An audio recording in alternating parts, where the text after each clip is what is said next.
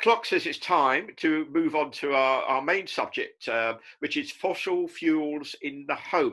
Now, Terry I didn't realise until I read his CV, really, just how very active he is. In fact, he's the sort of guy who makes me feel tired just reading the list of what he does. So Terry is committed to green issues. He's involved in. Well, I'll tell you what, Terry, look, you tell us what you do, and I'll go and have a lay down. Okay, over to you, Terry. Thank you. Thanks, Tony. Appreciate that. I suppose as a way of introduction, I used to be involved in leadership at St John's in New Barnet many years ago. Now, I'm still involved in the construction industry from a paid employment point of view, but I'm involved in various environmental organisations, and I've just actually become a trustee of CPRE, the countryside charity. I keep bees, I love cycling, I do as much walking as I can. I'm a keen organic gardener. And so over the last few years, definitely even more and more, the sustainability issue and climate change has just been, all those things have been a real catalyst to find out more and more and more. And I suppose that's what I've really been trying to do. Realising how complex our lives are, how every decision has some impact on climate, and how the challenges of everybody around you who agree and disagree in various forms, etc. So yeah, it's challenging, but as many of us have said this morning, we've just got to keep going with it. So and hence why we're going to talk a bit about fossil fuels in our home. And I'll share some slides then, I think, and take it from there. Thank you.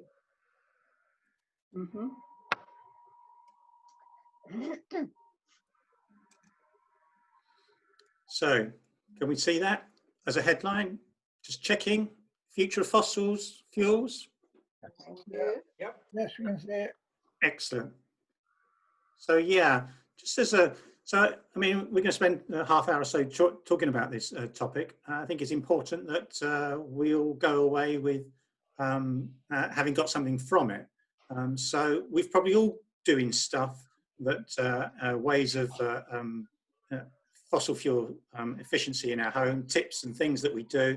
So it'd be great to share those at the end if we can. And also, there's probably some questions that will be raised through what's said as well. So towards the end, it would be, again, good to have any questions raised, and we'll see whether we can share some answers to that. But fossil fuel, I mean, Tony's already touched on the subject of still carrying on drilling everywhere in the world, and that desire to keep drilling for oil. And generally dealing with sustainability, it's a real, it can really engender some sort of desperation. So I always turn to the Serenity Prayer and that understanding of knowing what you can change and understanding what you can't, and then knowing the difference is a real driver to sort of focus where we can actually do stuff. And I think there is plenty of things that we can do around this subject of fossil fuels in our homes. So, just looking at fossil fuels over the next few years, or where we are with it, you know, one of the key things that we need to break around the world is fossil fuel subsidies. Governments and money invested in drilling and oil refineries, etc., is substantial. It's estimated that it's about $5.2 trillion. The IMF estimated in 2017, $5.2 trillion are provided as fossil fuel subsidies. So no wonder it's hard for renewables to compete with that when the expense of fossil fuel extraction, etc., is being subsidised. The UK government's involved in that, not ridiculously, thankfully, but you know that it's certainly up to the last figures we've seen is about 6 billion invested in fuel projects around the world, such as oil wells off the coast of Brazil, oil refineries in Bahrain and Oman. So you know, we do have an issue here at home where we've got to try and break that, or sort of try and dissuade that fossil fuel subsidy.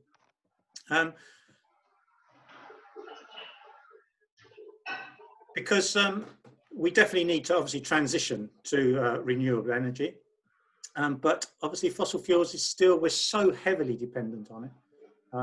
It's still going to be around for a while, so like I said, we need to do something about it. It's estimated that even in 2040, fossil fuels will provide about 60% of the energy, comparing that to about 85% of today, although you know, it will transition we'll stop using coal as much around the world, and even we'll start to see the energy from fossil fuels being used in industry more. But one of the frightening things, without a doubt, is that obviously we hear about the 1.5 degree temperature rise that we've got to restrict, but as you can see, as I've written up there, even if we aim for a 2 degree target by 2100, which is 80 years away, we've only got a remaining carbon budget of 900 gigatons of CO2. And I know that's hard to understand what that actually looks like, but the bottom line is we actually emitted that amount between 1980 and 2015. That's 35 years. So in a period that's twice that, we've got to use exactly the same in a world where the population is ever growing and our drive to use energy is always increasing. So it really, really is a massive challenge to us. This graph just shows the sort of world energy consumption that from a historical point of view, and looking into the future, looking at the different types of fuels. And as we can see that, yes, renewable energy is increasing. It's still obviously not going to, by 2050, 2040, 2050, completely replace the fossil fuels which we're relying on. And I know this is, you know, all these graphs are changing drastically and quickly as countries do challenge this fossil fuel use, and as the technology for renewables increase. So really, this is, but this is just giving an indication of the scale of the problem. Now, fossil fuels are obviously from a human point of view, they are the major cause of greenhouse gases, or our contribution to the greenhouse gases. Over 70% is caused by fossil fuels, and obviously that's what's contributing to the climate change. In the UK, our households, which we're going to look at, they're responsible for about 40% of our greenhouse gas emissions, human-caused greenhouse gas emissions. So, you know, it's a substantial part of the UK's greenhouse gases, and therefore we are in control of some of that, and therefore we can do something about it. And it's also estimated that I think it's about 20% of the UK's emissions relate to the way we heat and power our homes. So, as I say, we do have an opportunity to do something about it. So let's go and look at what we how we use fossil fuels in our homes. And so I think there's, as I've put there, 3 headings, I think there's 3 ways of looking at it. Firstly, we directly burn fossil fuel. And for the most of us, that's through gas and through our central heating. But obviously some of us also cook on gas. And the other direct method is obviously the petrol and the diesel, which we use in our cars and transport. But obviously some of us may use it for our oil for heating as well. The second area is an indirect usage. Whilst we're not directly using it, electricity, which we take from the national grid, obviously, And the national grid does include power stations which are operated by gas, which is generally over about 60%, coal round about 5% still, although a lot of the time we're seeing that disappear, and also biomass, which is about, again, teetering around about 5%. And if you want to know more about our electricity use, I could really recommend if you was to Google something called Grid Watch, it's a great website where you can see the amount of energy that's being used live, and it also breaks it down into all the different components of how much of that energy is being generated by gas, oil, hydroelectric, etc., etc. So Grid Watch, really good, interesting website to go and have a look at.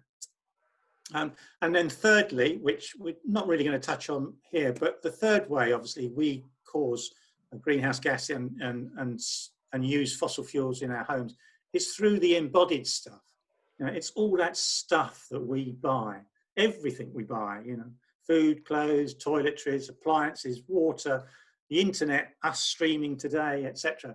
It's all involving fossil fuel at this moment. And obviously the challenge is for a lot of that to be turned to renewable. I think this is a topic and it stands on its own, obviously, that our consumption, and there's so many intricacies to it, and so many decisions that we make affect it. We can't really deal with it today. And obviously the other embodied area is our house, what our house is made of, as far as the bricks and mortars and cement and tiles, etc. The good thing, and I think one of the positives, is that there's so much technology that exists and so much understanding exists. A lot of this could be solved today. But as we know, there's sort of a lack of political cohesiveness. There's little joined up thinking in authority governments. Fossil fuel is too cheap. And unfortunately, there's also an enormous lack of skills in the UK. Means that we cannot expect others to solve it for us anytime soon. And so we will have to, we do need to deal with this ourselves. The UK has an old housing stock, and the turnover of that stock is low. And unfortunately, that old housing stock is thermally leaky. Add to that, about 80% of the homes that we will be living in 2050, in 30 years' time, they already exist. And so that means that if we're going to make our homes more energy efficient, so that we use less energy, there are actually 27 million existing homes in the UK that need retrofitting to make them carbon neutral. That's just staggering, but a massive potential maybe from, if we want to invest anywhere coming out of COVID-19, this is a massive project. It's estimated that if we were to retrofit those 27 million to make them carbon neutral, the cost would be about 233 billion. That's effectively only about £10,000 per home. Now, when you put that into comparison with others, so that 230 billion, HS2 is about 110 billion at the moment. And the bank bailout from 2008 onwards currently stands at 450 billion. So compared to that, it would be a fantastic investment. But obviously a massive logistic issue. It would be the largest infrastructure project ever in this country if we was to do that to reach net zero by 2050. That would require 17,000 homes to be retrofitted every week for the next 30 years. And we haven't even started. Although obviously there was an interesting announcement by the government this week as far as vouchers for insulating up to 600,000 homes is the estimate. So if it's out of our control, many of that, let's go and look at what is in our control. Let's look at it. I'm going to look at it by those three topics. So looking at the direct usage of fossil fuel which we use. So looking at gas, and it's going to be the same statement for each area. The bottom line is we've got to use less. We've got to reduce our usage. And I think one of the things is because probably the majority of us can afford our fuel bills, I think we've become disconnected from the bill and the actual usage of the gas or the energy. So it'll be I found a really helpful thing is to take readings for say a week, every couple of times a year. Take readings of your gas or your electricity at 7 o'clock in the morning, 6 o'clock in the evening, 10 o'clock in the evening, and just look at your usage, and it will really make you realize when you're using it, how you're using it, etc.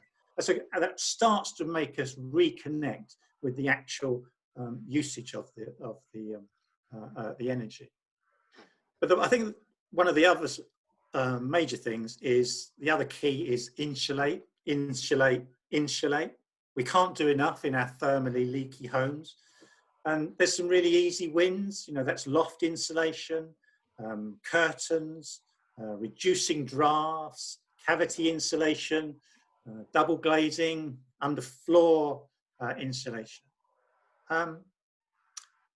One of the things I did this year was I got a hold of a thermal imaging camera in the winter.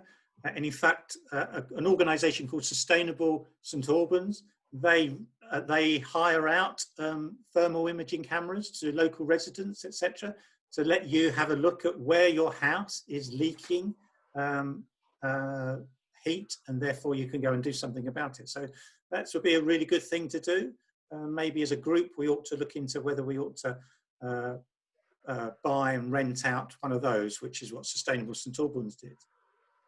However, all this insulation, and it is key, however, it's only good if you then turn your central heating down.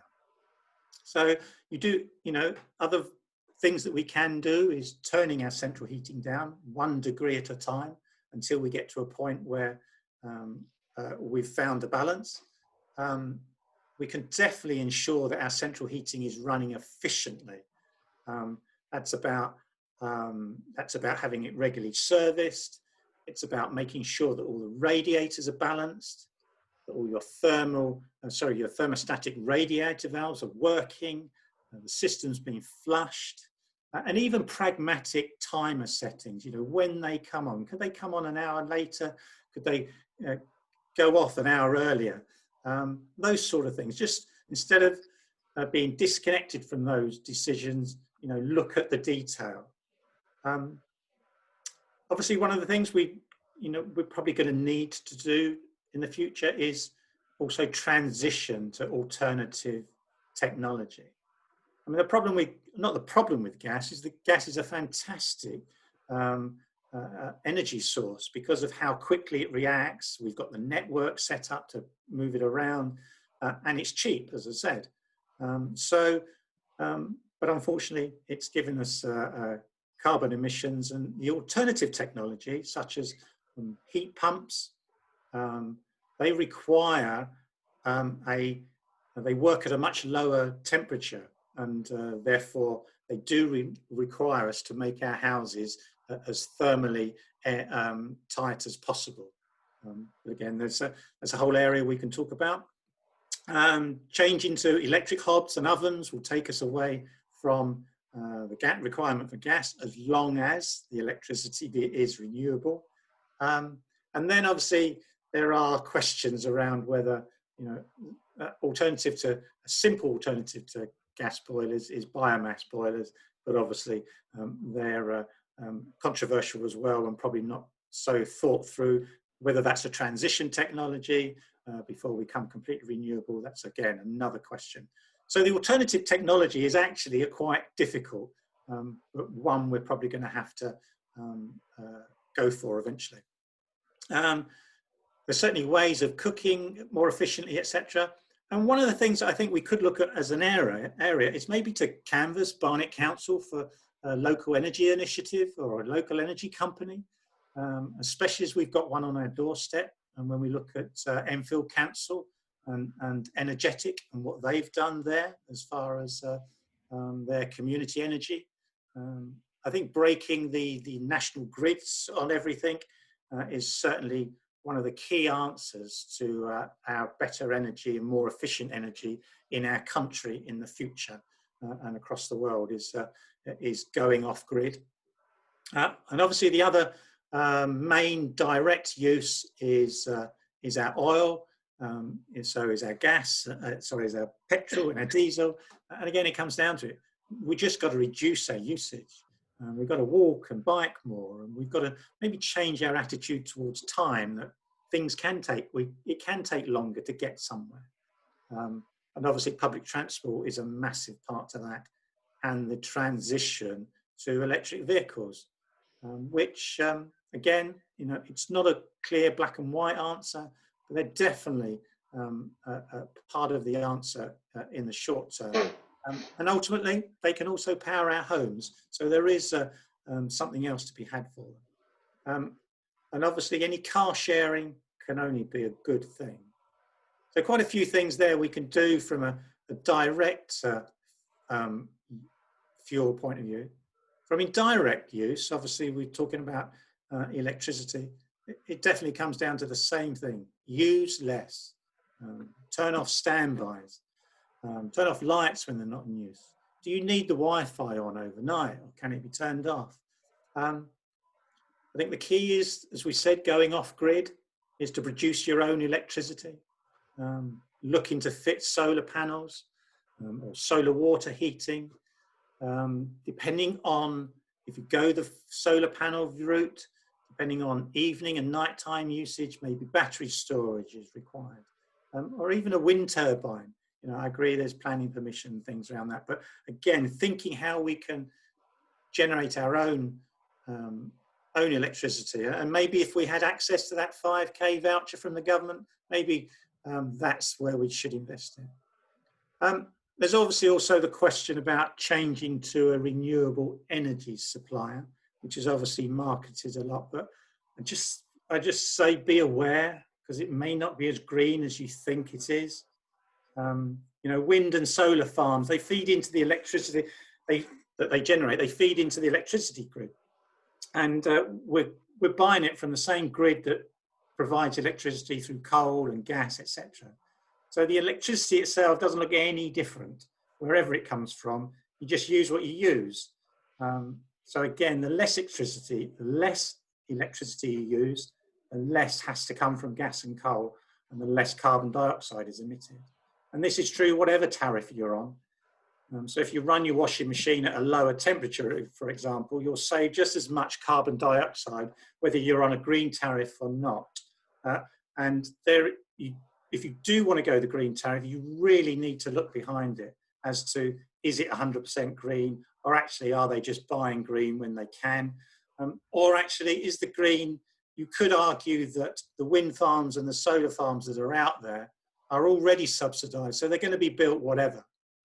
It's just I just encourage you to look behind the move to a green tariff.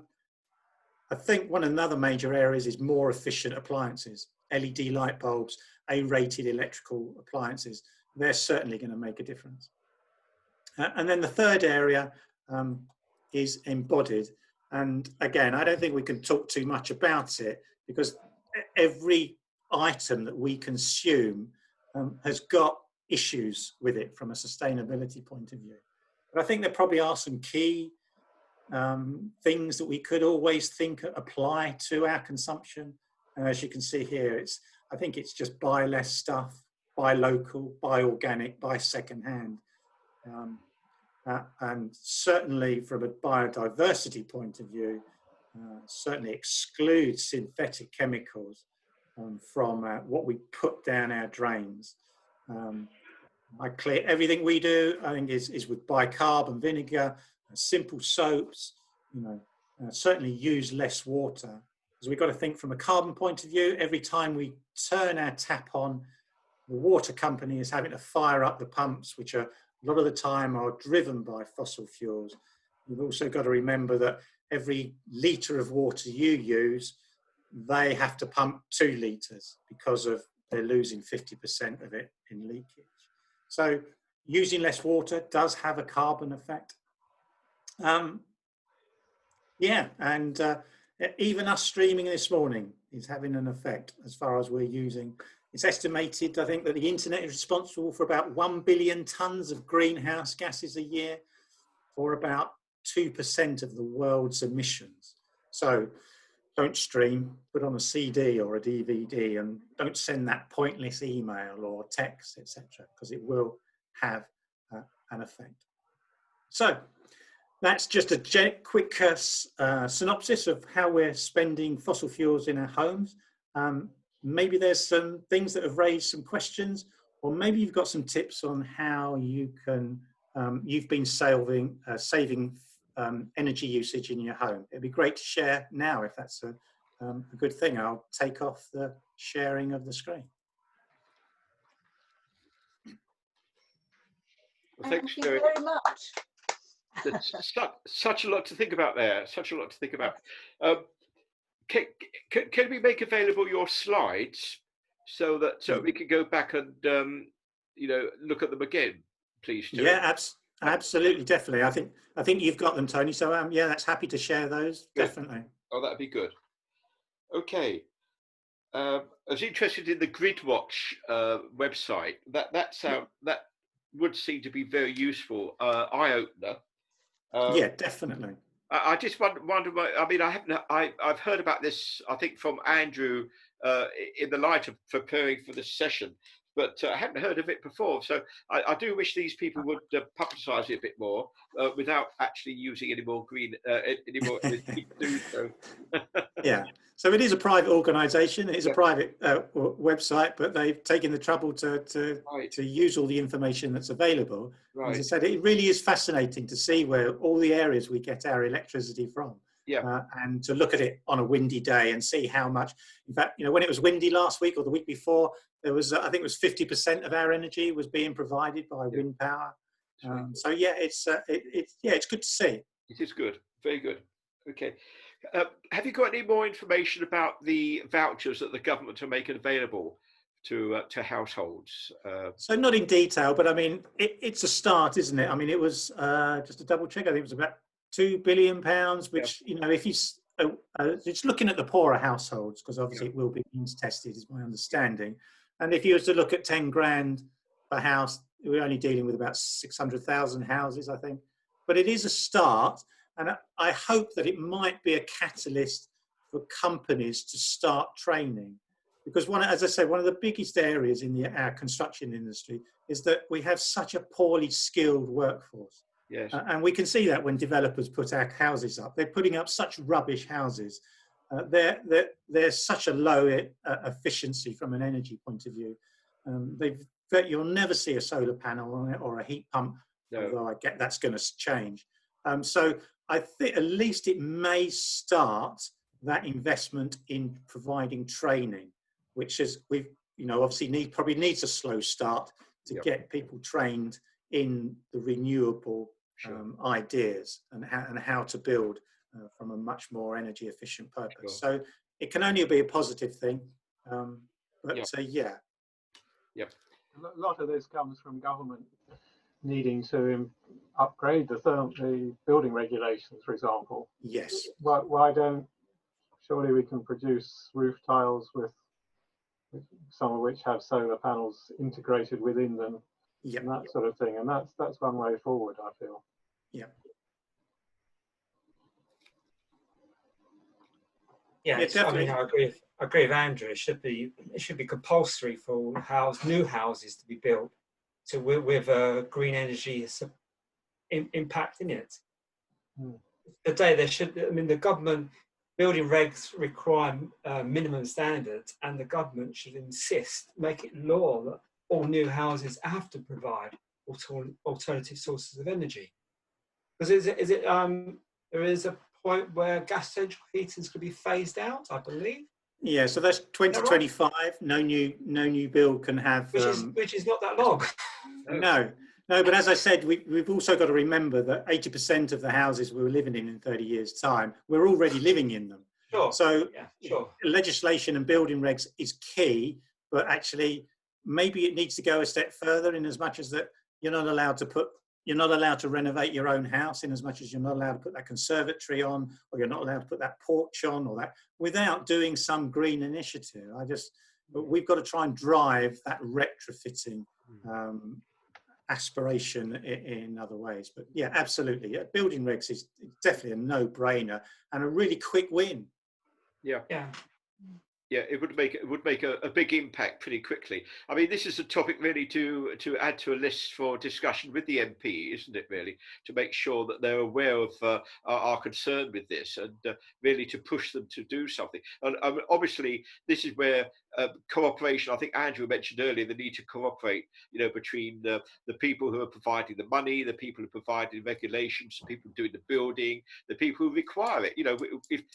If owners of land require things to be done in a certain way, then things would change. Okay, the costs will go up, but the benefit in the long term, in the savings through saving on the fuel, etc., will be remarkable. Yes, absolutely.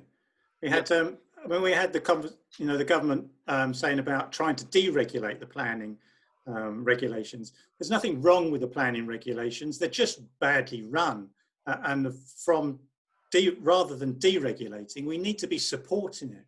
The councils have been so underfunded over the last few years. Their planning departments are so small, and their aspiration to get their local plans finished seems to have disappeared. So many of the local governments do not have local plans, and therefore there is no drive to plan sensibly. No. And unfortunately, the developers have sway over this. That's the link that needs to be broken. The developers are not interested in building good houses. They just want cheap with a large profit.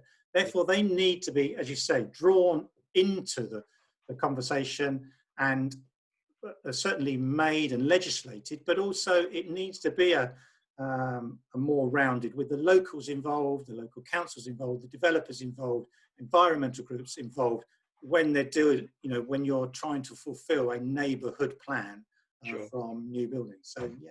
Sure. Thanks very much.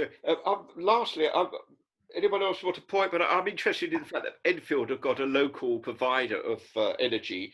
Could you say a bit more about that, please, Terry? Yeah. So they set up. I think this is key. A community energy groups or companies. There more and more are being set up. Certainly, if you look across Europe, but in the UK as well. It's about breaking that control of national requirements, when actually every house could provide their own energy. But what they've done is, one thing we haven't touched on is on district heating schemes. And countries like Denmark use district heating schemes in vast areas of the town. Basically, it's so each house doesn't have a boiler. There's one central boiler, and every house is served by a pipe which runs hot water through it. And that's where they take their heat from. The water then goes back to the central and is recycled and reheated. And so you've only got one energy source. Now, I agree, it depends how that energy source is, and some of them aren't great, but if you can make that renewable, then it's quite a positive thing. I'm in an area because in urban areas it's quite difficult to lay district heating pipes, but in suburban areas or new builds, then it's certainly something that's worth considering. Definitely. So yeah, Energetic is the Enfield Council's. So just again, Google it, check it out. What they're doing, definitely. Maybe there's something Barnet should be doing. Yeah. Terry, I think it's probably the best presentation I've heard on this topic. I'm really very, very pleased that we've been able to use your information, your skills, your experience. And can we applaud Terry at a distance? very It's a much. pleasure, anytime. That's remarkable. And we will make it, the recording will be available online. I'll publicise that. I just wish that there were more people here to hear it, but we will make sure people are aware of this and make your slides available wherever possible. So lastly, I think that I would like to say thank you for coming, thank you for attending, thank you for viewing. Would you appreciate a session of some sort in August, or are you all disappearing to some further spot at a distance, but hopefully not using fuel to get there? Is an August option running? Do you think? Shall we try some session in August? Perhaps we'll have a follow up to this. Maybe set out some more issues about what we can do in a practical sense. Just one idea. I thought, would some of you be willing to indulge in a pick up rubbish session if we could get hold of the necessary bits and pieces from Barnet Council and go around and, some spot maybe around Sainsbury's or somewhere, one of the centres of the community, which has got to be one of the big stores probably, and maybe do a pick up rubbish for a couple of hours and maybe give a bit of publicity out when people stop to ask who we are. What do you think? Definitely. Yeah. Okay. That's a good idea, Tony. Yeah. Okay. Well, I'll try and get a planning group to get together, and maybe we'll get something organised on that one fairly soon. Well, thank you very much, everyone, for coming. As I say, thanks again to Terry, and look forward to seeing you the next occasion. And we'll try and keep everyone posted for a session in August. So I'll say goodbye and thank you. Thank you. Thank Thank you. you very much, Tony. Thank you. Bye-bye, everybody. Bye, everybody. Bye.